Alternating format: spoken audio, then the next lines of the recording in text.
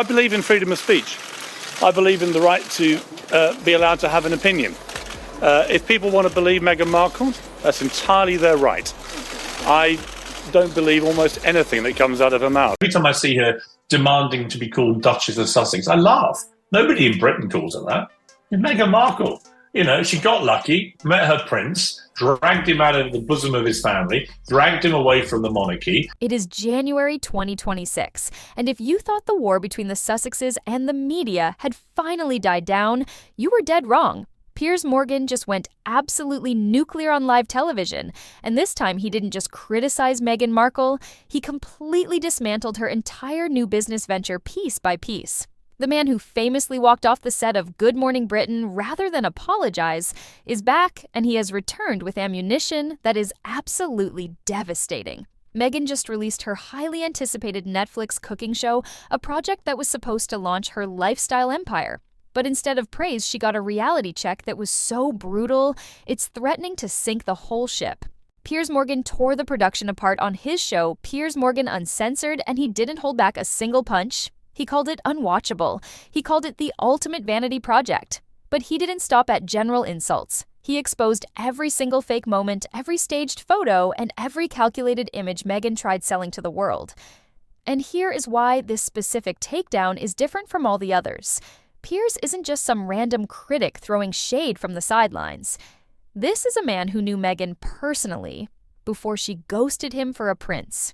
He knows how she operates, he knows how she thinks, and when he says these photos expose who she really is, that carries serious weight. So buckle up, because what Piers just exposed on live TV might just permanently destroy the carefully crafted image Meghan has spent years building. But before we get into the shocking details of the photos, we have to talk about the show itself. When the Netflix series dropped, Piers knew he had to watch it.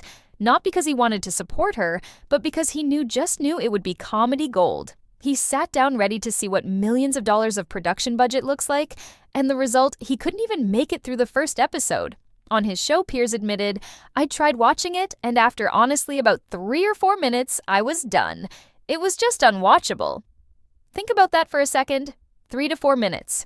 That is less time than it takes to boil an egg. That is all he could stomach before he had to physically turn it off. In another clip, he was slightly more generous, claiming he endured a whole 10 minutes. But the point remains the same, the man couldn't finish a single episode. That tells you everything you need to know about the quality of the content. Piers described it as the ultimate kind of vanity project, a show where the entire premise isn't about food or hospitality or teaching the audience a skill. It is entirely about people telling Meghan how great she is, and Meghan telling everyone else how great she is. Every single frame is designed to worship her. Every guest is brought on just to praise her. It's not a cooking show, it's a shrine. And Piers, having known her before the fame, saw right through it immediately. But if you think the vanity was bad, wait until you hear about the location scandal. Let's talk about the specific photos and footage that Piers absolutely destroyed, because this is where the authenticity brand completely falls apart. Meghan filmed this entire show in what she is presenting as her beautiful rustic Montecito home. The aesthetic is perfect warm lighting, expensive counters, a lived-in feel. Except Piers pointed out something crucial that most viewers missed. It's not her house. She borrowed someone else's estate to film a show about home cooking. Just let that sink in. You are selling a brand based on authenticity. You are selling with love from Meghan's kitchen. Except it's not your kitchen, it's a set. It's a borrowed mansion you are pretending is yours, because yours apparently wasn't aesthetic enough. Piers went in hard on this. He called it out as pure PR, a calculated move to look like American royalty. The photos show Meghan in this gorgeous kitchen with professional equipment, perfectly lit, every angle calculated to perfection. But it's all smoke and mirrors. She's presenting this lifestyle of the Duchess at home, but the reality is she's an actress on a set reciting lines. Piers noted that they want to be seen as a rival royal family, doing what royals do, but without doing any of the actual work to earn the title. And the fakeness doesn't stop at the real estate. It extends to what she's actually doing in that kitchen. You would expect a cooking show to feature, cooking. Complex recipes, culinary techniques, something impressive. But Piers highlighted the absolute absurdity of the tasks Meghan is performing. In one segment, she is making coffee. That's it. Meghan Markle is teaching the world how to make a cup of coffee, and she is presenting it like she is revolutionizing the hospitality industry. In another segment, she is arranging flowers. The photos show her delicately placing stems in a vase, looking at them with deep, profound wisdom, acting like basic hosting skills are groundbreaking discoveries. Piers tore this apart. He pointed out that every photo is designed to make her look talented, creative, and sophisticated. But when you strip away the filters and the lighting, she is doing the most basic household tasks and pretending they are special simply because she is the one doing them. It's the height of narcissism. It implies that her touch turns the mundane into gold. But there was one moment in the show, one specific interaction, that Piers identified as the smoking gun. This is the moment that perfectly captures the real Meghan, the one behind the mask. During the show, Meghan's friend Mindy Kaling is on set. They are chatting, cooking, keeping it light. Mindy makes a completely innocent comment. She says, "People wouldn't believe that Meghan Markle ate a Jack-in-the-Box." It's a harmless observation, a joke about how fancy Meghan seems now compared to fast food. But watch Meghan's reaction. She doesn't laugh, she doesn't brush it off, she immediately corrects her. Meghan says, "It's so funny too that you keep saying Meghan Markle. You know I'm Sussex now. Sussex, not Meghan, Sussex." The heir leaves the room. She is demanding her friend, her close friend, use her royal title instead of her actual name. Piers absolutely destroyed this moment on his show. He reminded everyone, "I come from Sussex in England. It's a county on the south coast. It has several million people living in it." He's pointing out how utterly ridiculous it is for a woman to demand to be called by a place name. But deeper than that, it reveals the hypocrisy. Meghan and Harry left the royal life. They walked away because they hated the institution, they wanted privacy, they wanted to be just Harry and Meghan. Yet here she is on her Netflix show snapping at a friend for not using her royal title. She needs that title. Without it, she's just an actress who got lucky, and that interaction proved it to the world. But why does Piers Morgan hate her so much? Why is he so fixated on exposing her? To understand the brutality of this review, you have to understand the history.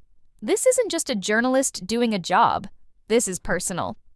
Let's rewind to 2016. Piers Morgan and Meghan Markle connected on Twitter. She reached out to him. She told him she was a huge fan of his work. They messaged back and forth, developing what Piers thought was a genuine friendship. Then, when she was in London, they arranged to meet. Piers describes the night vividly. They spent 2 hours at a pub in London. She had a couple of dirty martinis, he had pints. They laughed, they chatted, they got on brilliantly. Piers felt he had made a new friend in the industry. But here is where the story takes a dark turn. That same night, Piers put Meghan in a cab. That cab took her to a private party. And at that party, she met Prince Harry. They had dinner the next night, and that was it. That was the last time Piers Morgan ever heard from Meghan Markle. She ghosted him. Completely. The millisecond she had access to a prince, her friendship with the journalist became worthless. She cut him off without a goodbye, without an explanation, without a text. Piers has admitted, "I really liked her. This is why it hurts. I just think she's a slight social climber." And that is the root of all of this. Piers saw the mask slip before anyone else did. He experienced firsthand how she uses people to climb the ladder and then discards them the moment they are no longer useful.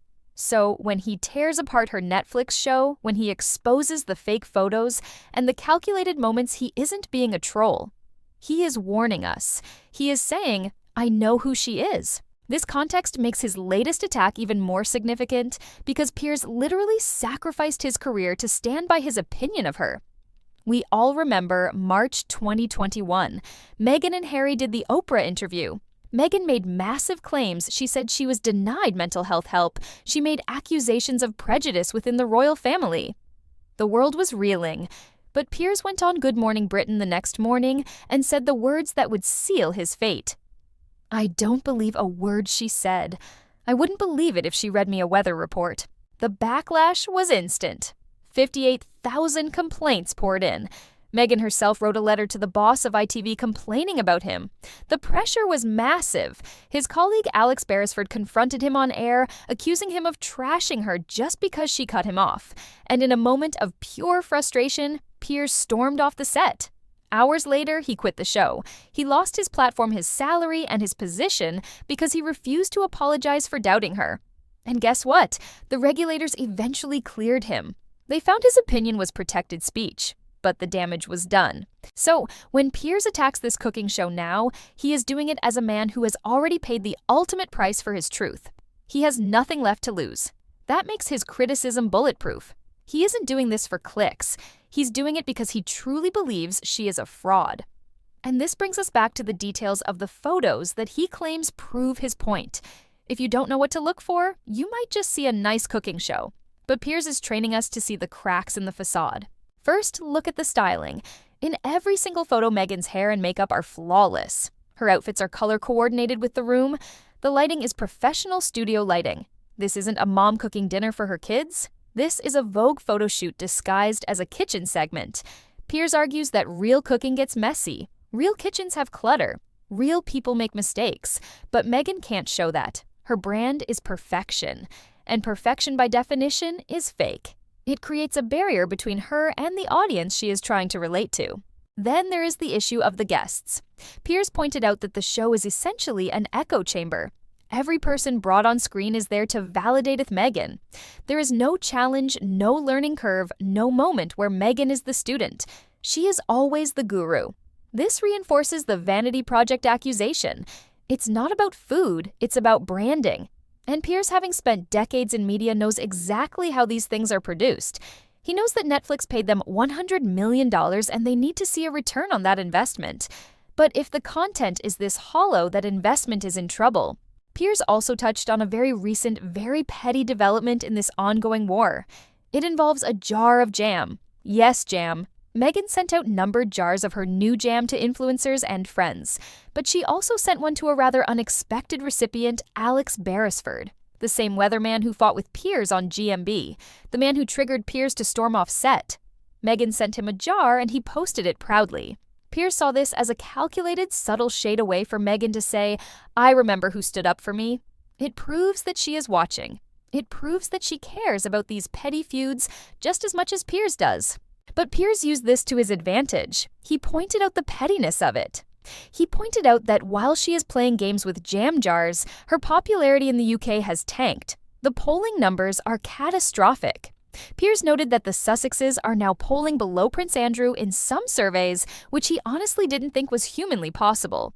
That is the level of disdain the British public has for them now, and Piers sees himself as the voice of that public. He argues that the damage they have caused to the monarchy is unforgivable. They have cut off their families, both the Markles and the Windsors. They are isolated in their borrowed mansion with their professional lighting crews selling an image of happiness that Piers finds sad. He said, "I find it very hard to believe that makes anybody happy." And that is the tragedy underlying the anger. Piers sees two people who burned every bridge they ever crossed, and now they are trying to sell us the ashes as if it's confetti. So where does this go from here? Piers has delivered his most brutal takedown yet. He has exposed the Netflix show as a hollow staged vanity project. He has called out the fake photos and the borrowed house. Meghan has two options: respond or ignore. If she responds, she gives Piers exactly what he wants: more attention, more drama, and proof that he gets under her skin. If she ignores it, his criticism stands unchallenged. Millions of people heard him say the show is unwatchable. Millions heard him mock the Sussex title demand. That damages the brand. Either way, Piers wins. He has positioned himself as the one person willing to tell the unvarnished truth about the Duchess, while Hollywood tiptoes around her. And here is what really terrifies the Sussex team. Piers isn't going anywhere.